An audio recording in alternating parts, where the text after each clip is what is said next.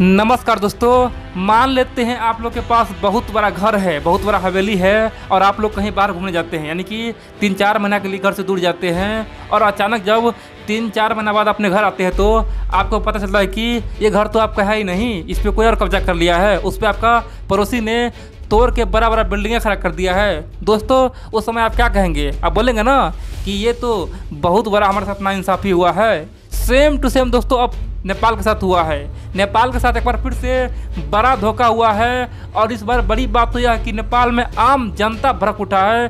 KP ओली को सत्ता से भगाने का मांग चल रहा है।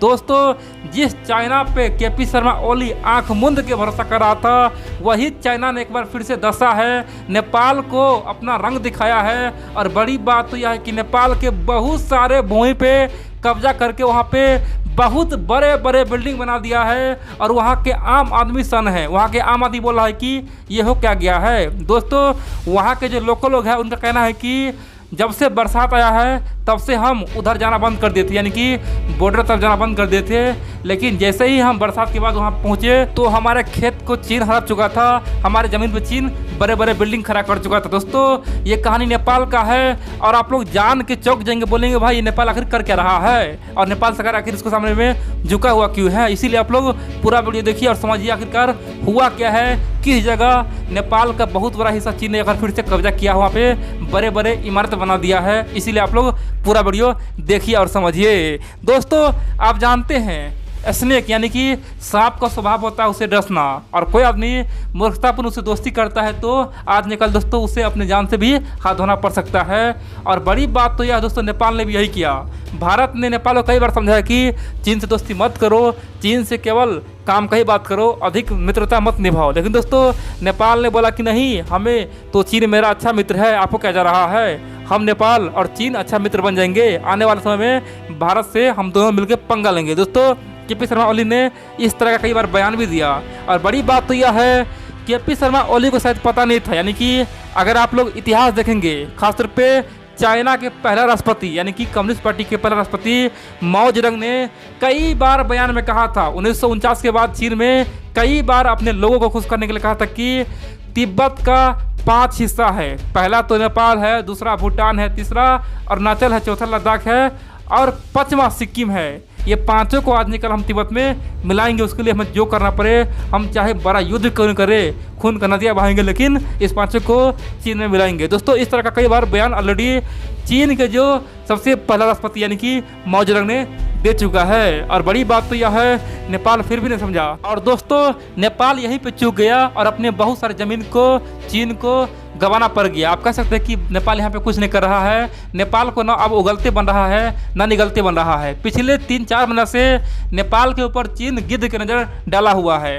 दोस्तों आप जानते हैं आज से 2-3 महीना पहले नेपाल के एक बहुत बड़ा गाँव यानी कि रुई गाँव को चीन ने कब्जा कर लिया। दोस्तों रुई गाँव को चीन ने कब्जा कर लिया और उस समय दोस्तों बलराम बनिया नाम का एक बहुत बड़ा पत्रकार था, यानी कि नेपाल का बलराम बनिया ने उस न्यूज को छापा था और पूरे दुनिया में हड़कंप मचा दिया था। दुनिया के तमाम बड़े बड़े न्यूज उस न्यूज को छाप दिया था। लेकिन दोस्तों उसी बलराम बनिया का दोस्तों हत्या कर दिया गया, यानी कि आप कह सकते हैं कि नेपाल का सच्चाई दिखाया उसने, पत्र में सच्चाई दिखाया, बताया कि किस प्रकार चीन ने हमारे गांव को कब्जा किया, रुई गांव अब चीन का हो चुका है। और दोस्तों उसी पत्रकार के बाद में हत्या हो गया, पूरी दुनिया सन हो गया, सबको डर लग गया कि अब जो चीन के खिलाफ बोलेगा उसका मौत तय है। और बड़ी बात तो यह दोस्तों बलराम बनिया का खासतौर पर नेपाल सरकार साथ देता, उसके बजाय नेपाल सरकार ने उसे केवल धोखा ही दिया। नेपाल सरकार यानी कि नेपाल के विदेश मंत्री प्रदीप ग्यावाली ने संसद भवन में यहाँ तक कह दिया कि चीन ने जिस गांव पे कब्जा किया है यानी कि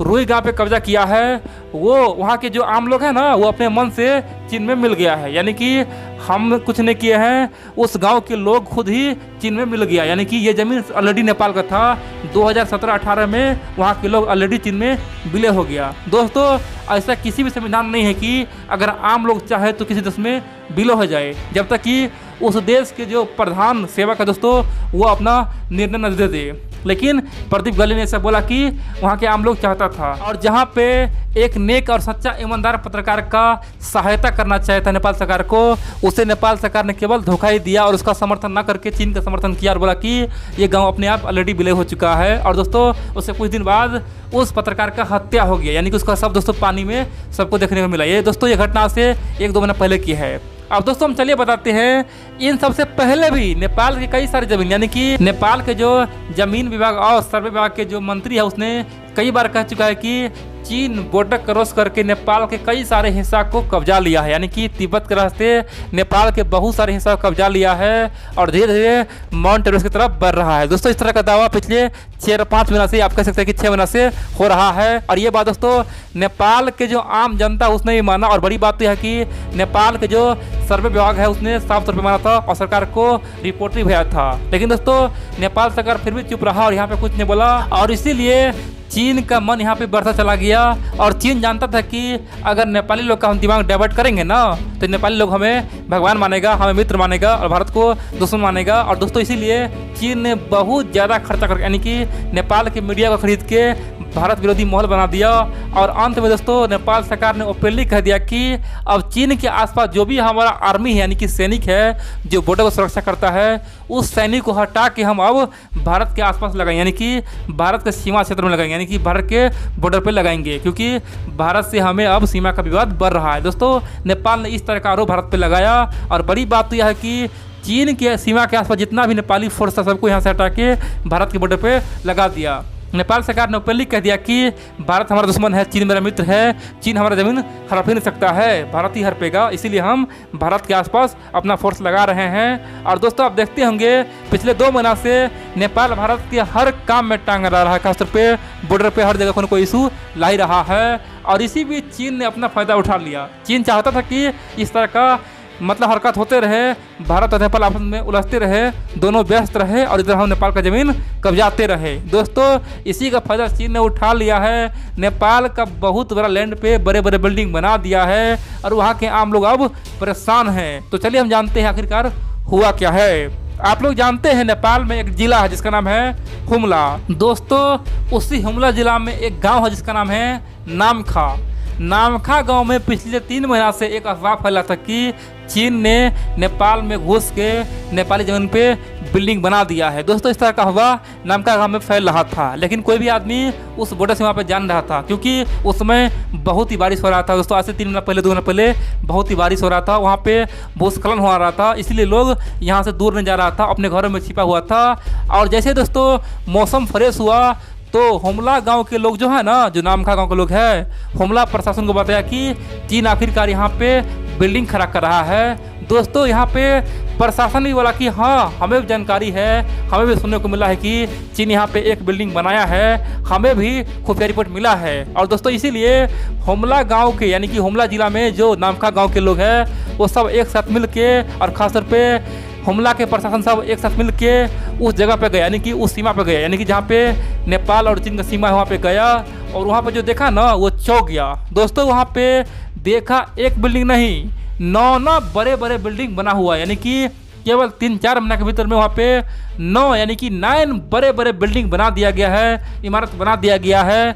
और बड़ी बात तो यह है कि हुम्ला के प्रशासन और वहाँ के आम लोगों को वहाँ जाने से मना कर दिया गया, यानी कि चीन का जो फोर्स है, चीनी आर्मी जो PLA आर्मी है, उसने साफ कर दिया कि ये हमारा ज़मीन है, आप लोग यहाँ मत आए, यहाँ पे आएंगे तो हम गोली फायरिंग कर देंगे। दोस्तों वो पहले नेपालियों को चैलेंज कर दिया।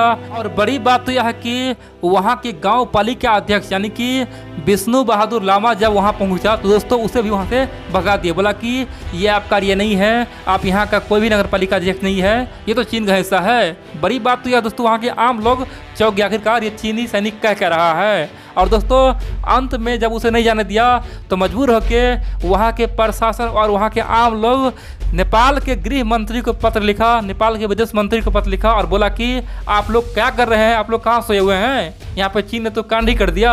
और दोस्तों नेपाल सरकार भी सन हो गया, उसे लग रहा है कि आखिर यार ये कैसे हो सकता है। एक तरफ जहाँ चीन हमें दोस्त बता रहा है, दूसरी तरफ हमें धोखा कैसे दे सकता है। दोस्तों नेपाल भी सन हो गया, आखिर हम करें तो करें क्या। और यहाँ पे चीन ने एक बार फिर से सबक दिया है, नेपाल को फिर से बता दिया है कि जिस प्रकार हम माउंट एवरेस्ट को अपना बताते हैं, जिस प्रकार पूरे नेपाल को, पूरे अरुणाचल को, लद्दाख को, सिक्किम को, भूटान को अपना बताते हैं, उसी प्रकार हमें आने वाले समय में नेपाल में ज़मीन छीनने से कौन रोक सकता है। नेपाल सरकार कुछ नहीं कर सकता क्योंकि नेपाल सरकार हमसे कर्ज ले रहा है। दोस्तों इसीलिए चीन अब नेपाल को कर्ज दे रहा है। चीन जानता है कि जिस दिन नेपाल के ऊपर बहुत ज़्यादा कर्ज हो जाएगा तो नेपाल कुछ नहीं बोल पाएगा, और इसी प्रकार से हम थोड़ा थोड़ा नेपाल की ज़मीन उतरते रहेंगे और थोड़ा थोड़ा अपने में मिलाते रहेंगे। जिस प्रकार से रुई गांव को पूरी तरह से चीन में मिला लिए, आज वहाँ के आम लोगों को चीनी नागरिकता दे दी है। दोस्तों वहाँ के लोग आज भी दोस्तों रोता है, बोलता है कि हम नेपाल में जाना चाहते हैं लेकिन चीनी आर्मी अत्याचार कर रहा है, सबको चीनी बना दिया, सब पे नागरिकता दे दिया है, सबको बोला कि नागरिकता लो, यहीं पे रहो, नेपाल से हमारा कोई मतलब नहीं है। उसी प्रकार दोस्तों अब हमला में करने जा रहा है।